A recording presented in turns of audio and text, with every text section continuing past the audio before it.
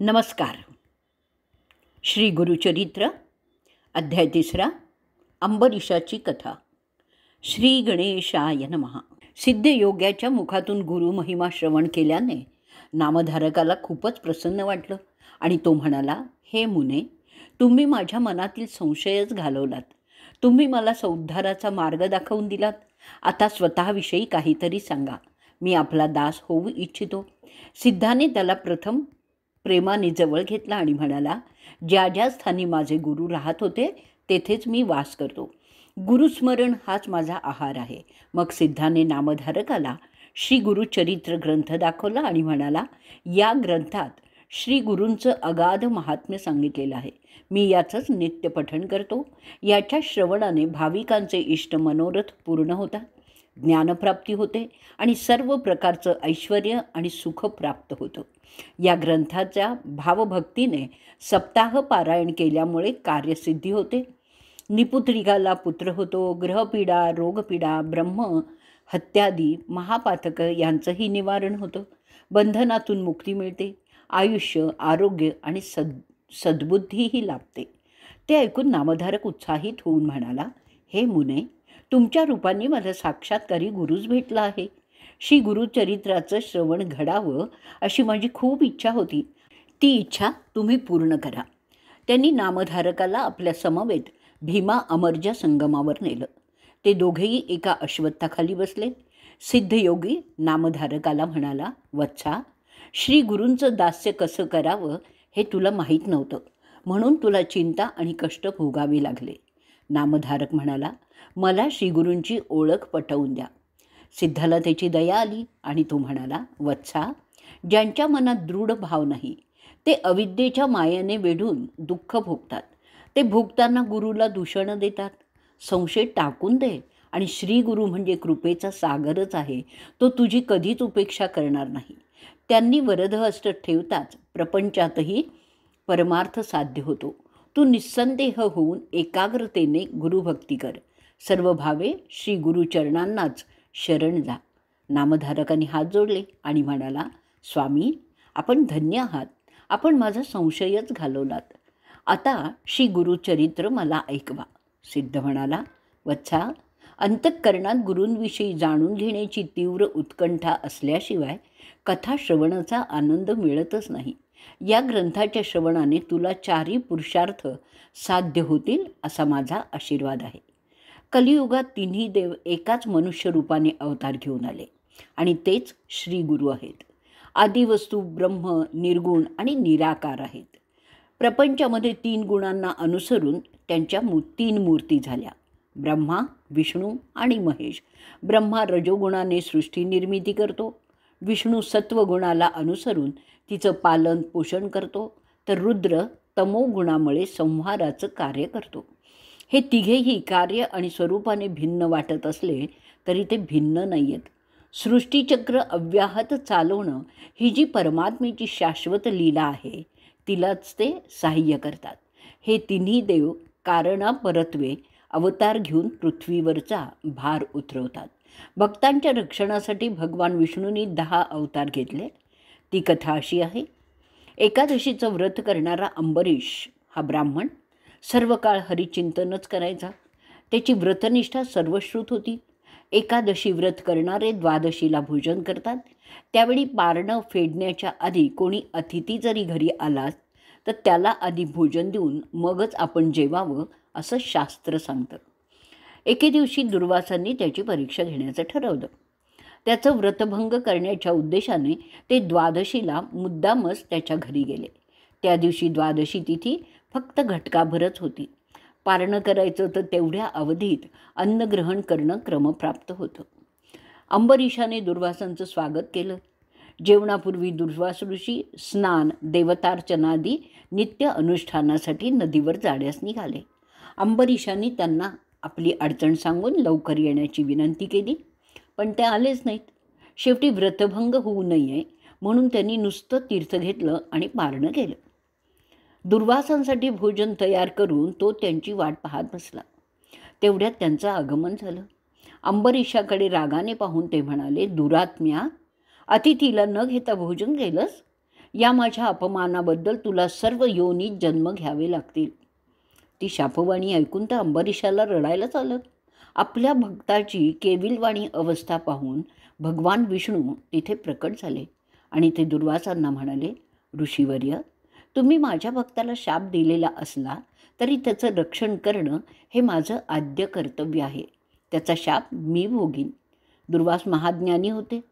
पुढील काळात दुर्जनांना शासन करून भक्तांचा उद्धार करण्यासाठी भगवंतांना अवतार घेणं सोयीचं व्हावं म्हणून हा शाप हे फक्त निमित्त होऊ शकतं हे लक्षात घेऊन ते म्हणाले, हे प्रभू, परोपकारासाठी शाप भोगताना तू विविध स्थानी विविध योनीत असे एकूण 10 अवतार घे.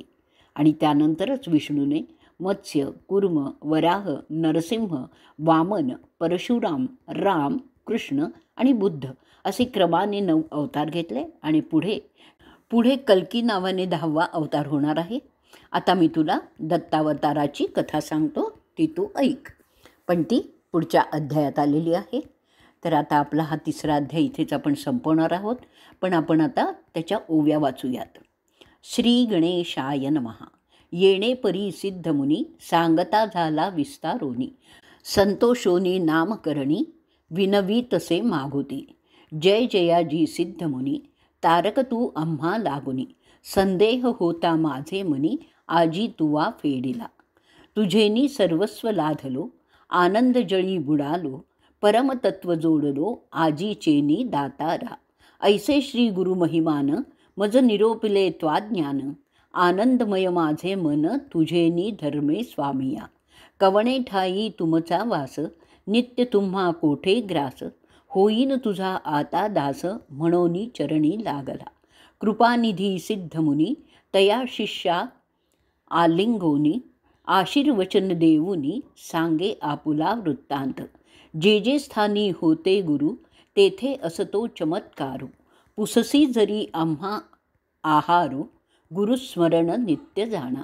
श्री गुरुचरित्र महिमान, तेची आम्हा अमृतपान. सदा सेवितो याचे गुण, म्हणोनी पुस्तक दाविले.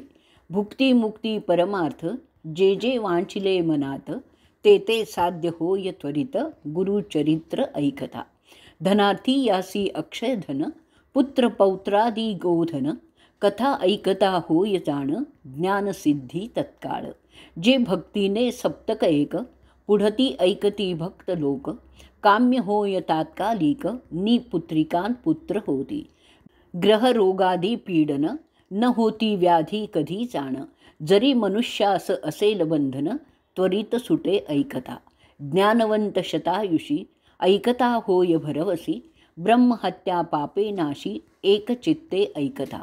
इतुके ऐकोनी त्या अवसरी, नामधारक नमस्कारी. स्वामी माते तारी तारी, कृपानिधी सिद्ध मुनी. साक्षात्कारे गुरुमूर्ती, भेटलासी तू जगज्योती. होती वासना माझे चित्ती, गुरुचरित्र ऐकावे. एखाद्या तृषेने पीडित, जात असता मार्गस्थ. त्या आणूनी देती अमृत, तया परी तू मज भेटलासी. गुरूंचा महिमा ऐको कानी, सांगिजे स्वामी विस्तारोनी. अंधकार असता रजनी, सूर्योदया परी करी. इतुकिया अवसरी, सिद्ध योगी अभय करी. धरोनिया सव्य करी, घेवोनी गेला स्वस्थाना. असे ठाव ज्ञानपंथी, कल्पवृक्ष अश्वत्थी. बैसोनी सांगे ज्ञानज्योती, ऐक शिष्या नामधारका. नेणती सोय गुरुदास्यका, याची कारणे उपबाधका. होती तुझ अनेका, चिंता क्लेश घडती तुझ. ओळखा या गुरुमूर्तीसी, आपुला आचार परी येसी. दृढ भक्ती धरोनी मानसी, ओळखी जे मग श्री गुरु. ऐकोनी सिद्धाचे वचन, संतोषे नामधारक सगुण. क्षणाक्षणा करी गमन, करुणा वचने करोनिया. तापत्रयाग्नी तपोळलो, मी संसार सागरी बुडालो. क्रोधादी जलचरी वेष्टिलो, अज्ञान जाळे वेष्टूनिया. ज्ञाननौकी बसवूनी, कृपेचा वायू पालाणूनी. देहतारक ठे करुनी, तारावे माते स्वामिया. ऐशिया करुणावचनी, विनवतसे नामकरणी. मस्तक सिद्धाची या चरणी, ठेविता झाला पुन्हा पुन्हा. तव बोलिला सिद्ध मुनी, न धरी चिंता अंतःकरणी, उठवीतसे आश्वासोनी, साकडे फेटीन तुझे आता. ज्यासी नाही दृढ भक्ती, सदा दैन्ये कष्टती, श्री गुरुवरी बोल ठेविती, अविद्या माया वेष्टुनी. संशय धरोनी मानसी, श्री गुरु काय देईल म्हणती, तेणे गुणे हा भोग भोगिसी. नाना कष्टे व्याकुळित, सांडोनी संशय निर्धार, गुरुमूर्ती देईल अपार. ऐसा देव कृपा सागर, तुझ नुपेक्षी सर्वथा.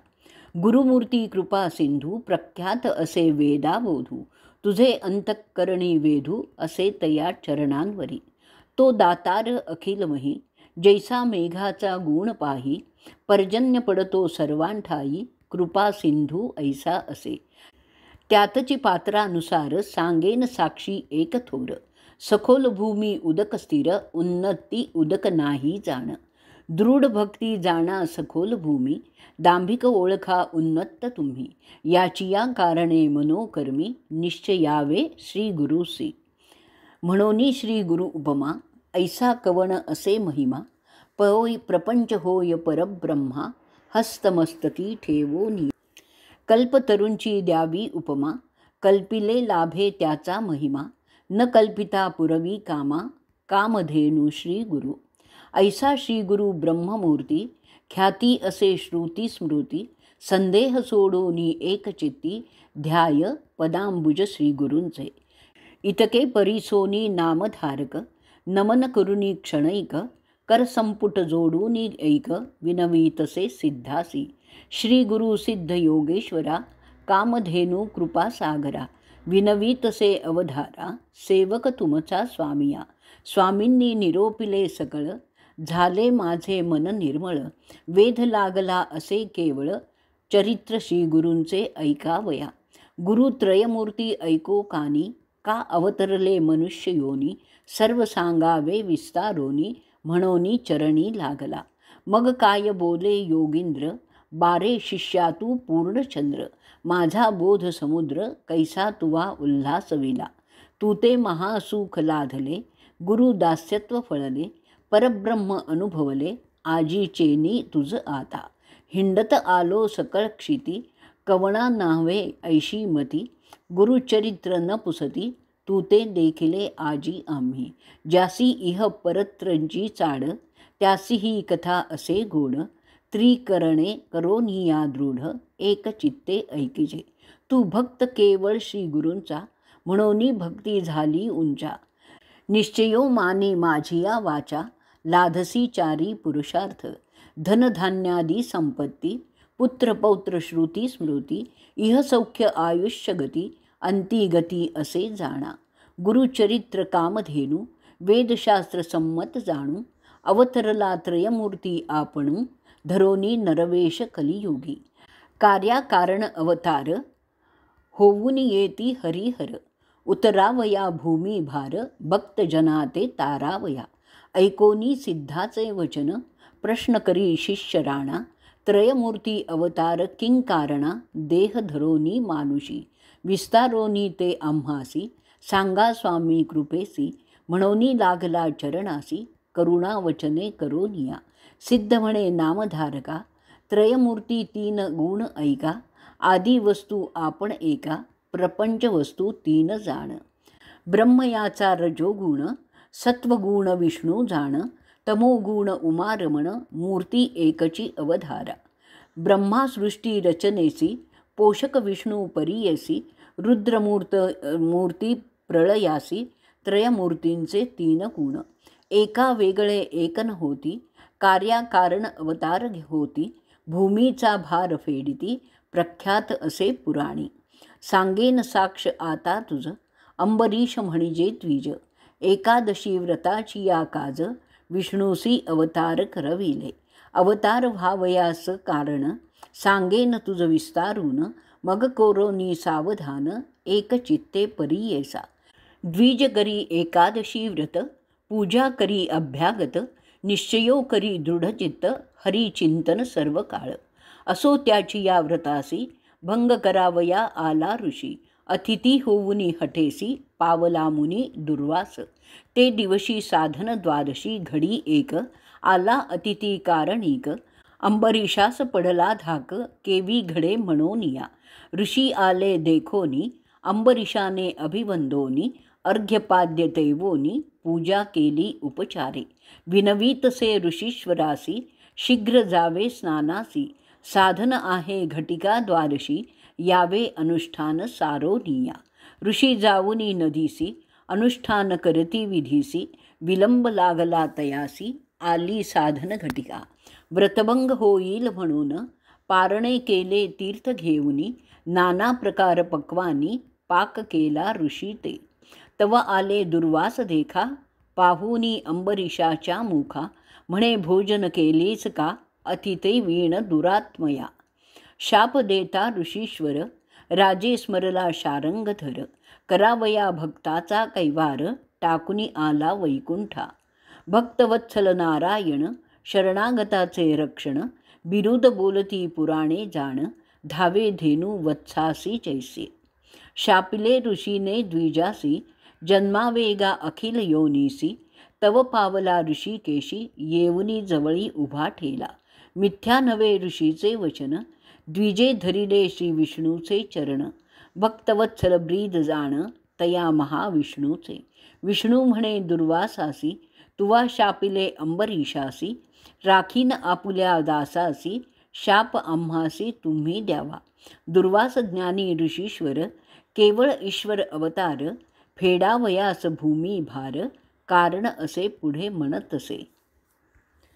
जाणोनी ज्ञानी शिरोमणी, म्हणे तप करीती युगे क्षोणी.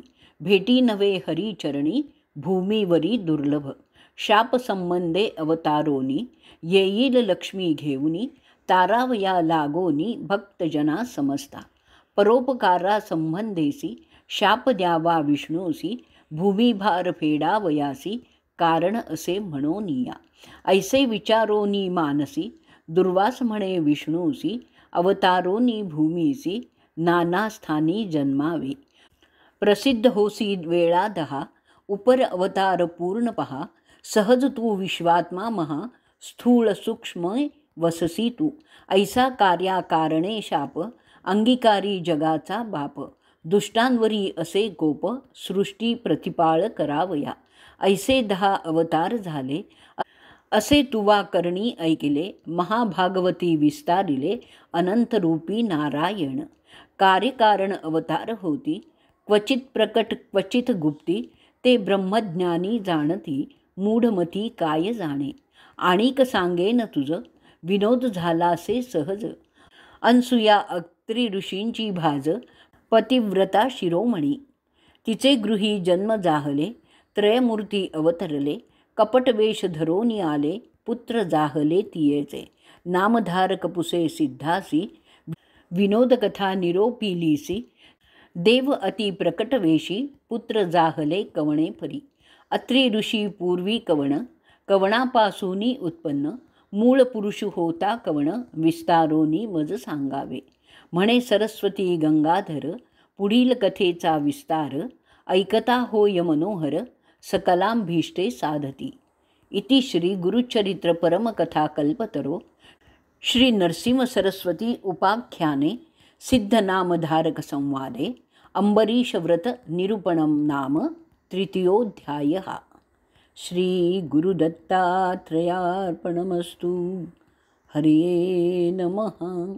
अवधूत चिंतन श्री गुरुदेव दत्त.